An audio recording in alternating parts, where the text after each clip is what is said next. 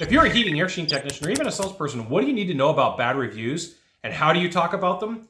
This is a super important question. I'm Scott Bell. I'm coming to you live for HVAC Technician Sales Secrets on a perfect day to talk about sales and a perfect day to talk about you. So here's the thing. What's going to happen is over time, you are going to develop a belief about you out in the world.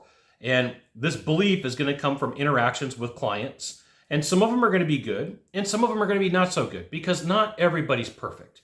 And you need to be able to share this concept with the people that you sell to. And you may work for XYZ company, congratulations, and you have a bunch of technicians that work with you.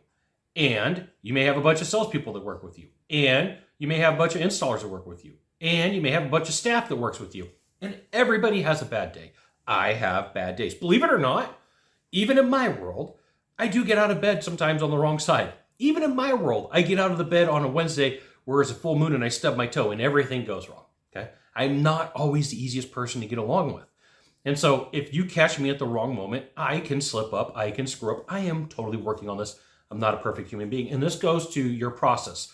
This goes to your conversation. And it doesn't matter the industry, it doesn't matter the service. Everybody wants those 5-star reviews, but occasionally things go sideways. There are personalities that I just butt heads with, right? Right? That's what it feels like. And the person on the other side, they're like, so you have to be able to explain away these reviews, and not in like, oh, like I'm going to make stuff up. You know, there's things that happen. And so you do have consumers that for your product, for your service, for your widget, for your gizmo, they go online and they read the reviews because it's social proof. It's safety. It's the ability to say, hey, you're safe here. There's a chance that something can go wrong, and there's also a chance that it's going to get fixed. So here's a couple of different ways that you could deal with negative reviews. One, if somebody leaves a negative review for your company, for your organization, for your product, your service, somebody should be on front of that, having the conversation and saying, hey, what can we do to fix this? And sometimes you got to do the things that you don't want to do. People will hold you hostage digitally, okay? That's just the way that it is. Second, you have to be able to have the conversation and say, hey, what is it going to take to make this right? Because like sometimes your company, just like me, screws up. Sometimes you are the cause of the problem.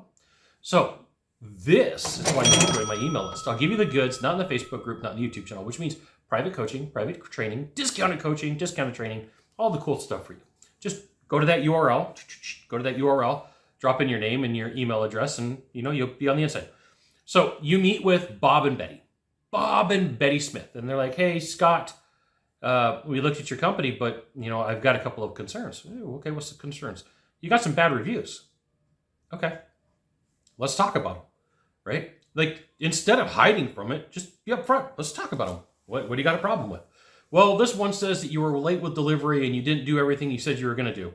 Okay, entirely possible that we did screw up, right? But if you take a look below that review, our office got back to that client and they also responded that we fixed everything, right? It is possible for us to make a mistake. I don't ever want to set the expectation that we're perfect, because then I can't ever deliver what we promised on, because we're human beings. We're going to make mistakes, right? These are the word tracks. These are the ways that you explain it. Now, make sure that you actually take care of people who have concerns. Like don't just sweep things under the rug and be like, yeah, we're just going to sell some stuff and right? We're going to call it good.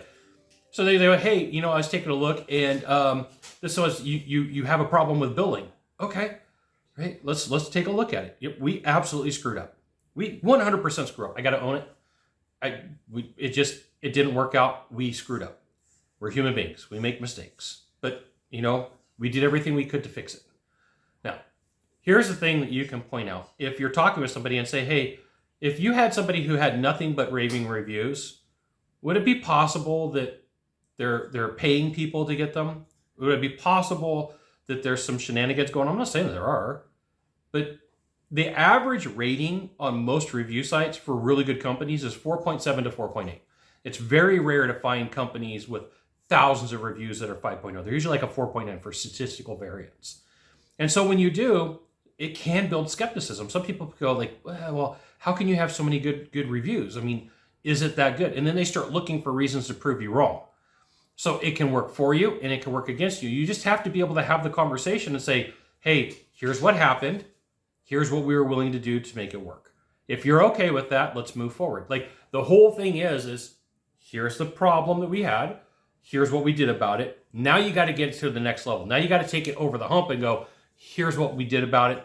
Do you want to do business with us? Okay? Just be very calm, be very patient. And if somebody does have a problem, fix it. I don't know how many times I work with companies, I work with organizations, and people have problems and they just don't fix them.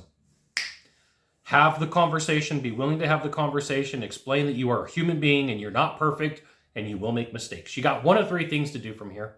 Just 1 of 3. Find the subscribe button, click on it every time I send out a video, you'll get an update. 2, hit follow if this is social media. 3, share this video with a friend. We'll see you soon. Thanks for watching.